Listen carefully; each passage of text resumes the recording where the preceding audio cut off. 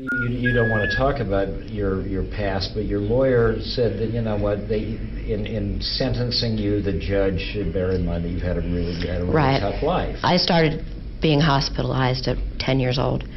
I have a mental history from 10 years old until present, so yeah. When you say mental history, I mean, do you care that anyone feels sorry for you? Do you want anybody? Feel sorry for me? Yeah. Should the people who are watching this say because she had a bad childhood, Of course not. because she has mental illness? Of course not, no. That we should feel some sympathy for you? No. You would not have that? I want no sympathy, no.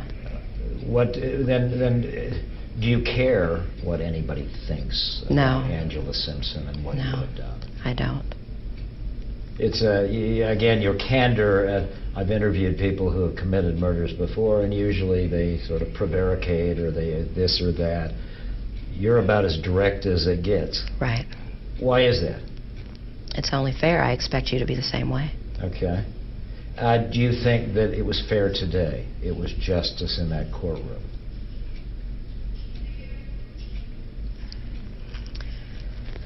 No, I don't. Why? I should have gotten the death penalty. Did you want the death penalty? No, I prefer to spend my life with my sisters, but yeah, I do believe that would have been justice. So you deserve death penalty, but you're glad that you got what you got. Right. Because you... Right. When you say your sisters, you're talking about women you know in prison. Right. Okay, and have you found that there is some bonding and that you have made friends here that will be of some comfort to you when you're in prison? Most definitely, yes. Most definitely, yes. Yeah. Mark, what do you got? Yeah. So look, clearly the acts that she's imprisoned for would be clearly under the banner of antisocial. Like it's not socially, the right thing to do to stick nails in people's heads and so forth. Okay. So, however, she does seem to have a code. She does seem to have a sense of justice. So, I'm trying to hold the two things together. She's totally antisocial. At the same time, she has this sense of justice going on. And then later on, should you have been given the death penalty? Well, yeah, I should have. So again, there's a sense of justice, but society messed up.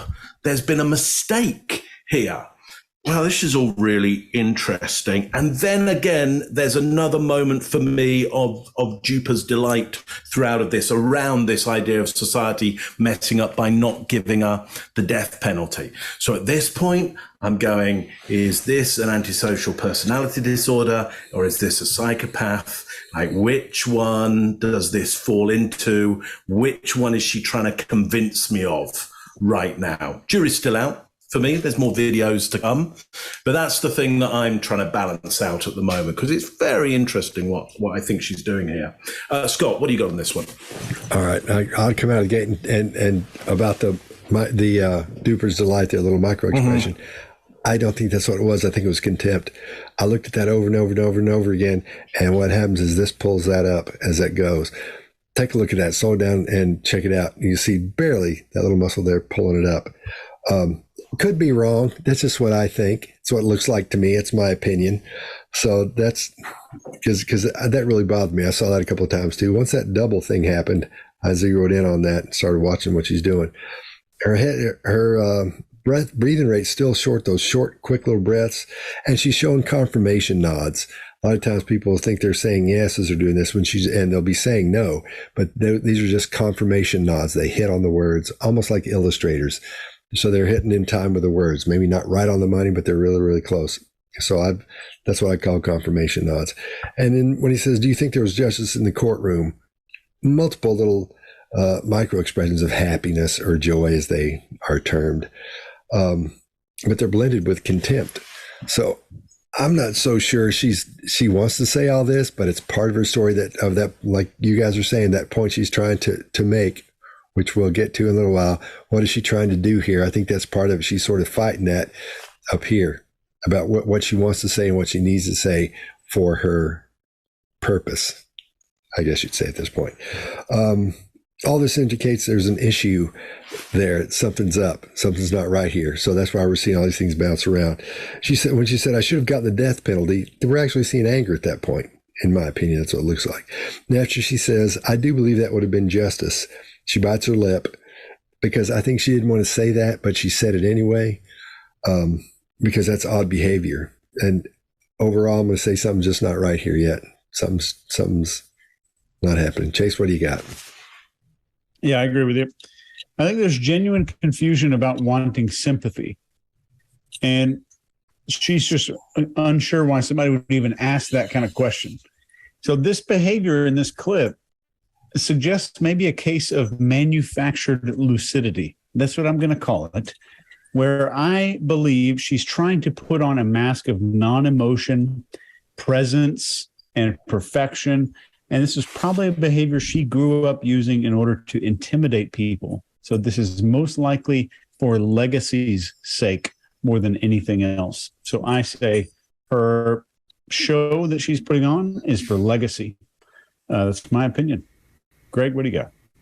I think it could be shark suit is what I think it could be. She could be going into a Shark Tank, and this might be her shark suit. So I'll start with that, but I'm with you. My first note is confusion at feel sorry for me. Feel sorry for me? She's got genuine confusion in her face, and her voice lilts up. Like, clarify, please. She even tilts her head like your dog will when it's trying to figure out something, looking at you.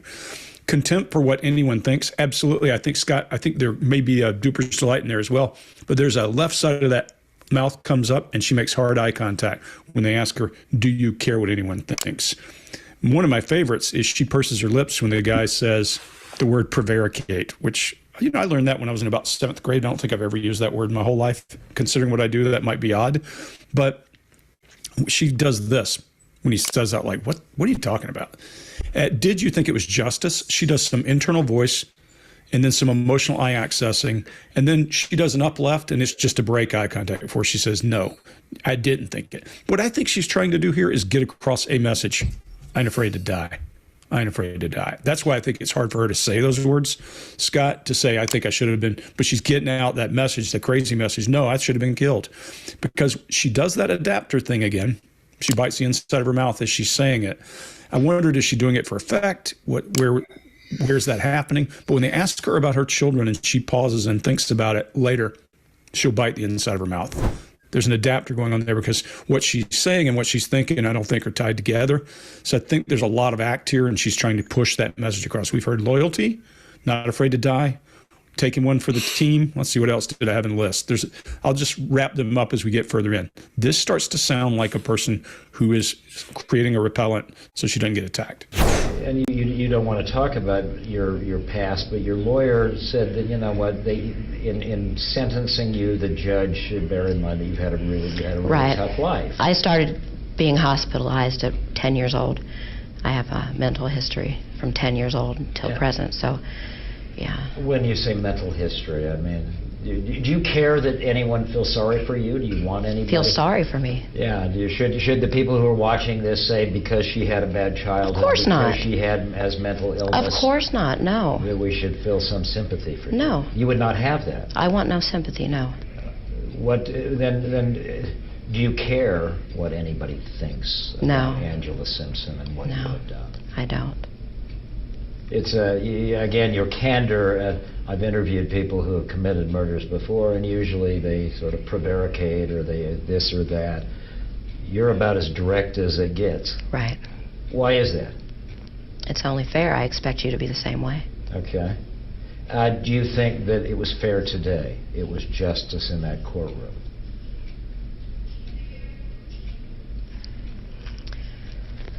No, I don't. Why? I should have gotten the death penalty. Did you want the death penalty? No. I'd prefer to spend my life with my sisters, but yeah, I do believe that would have been justice. So you deserve death penalty, but you're glad that you got what you got. Right. Because you... Right. When you say your sisters, you're talking about women you know in prison. Right.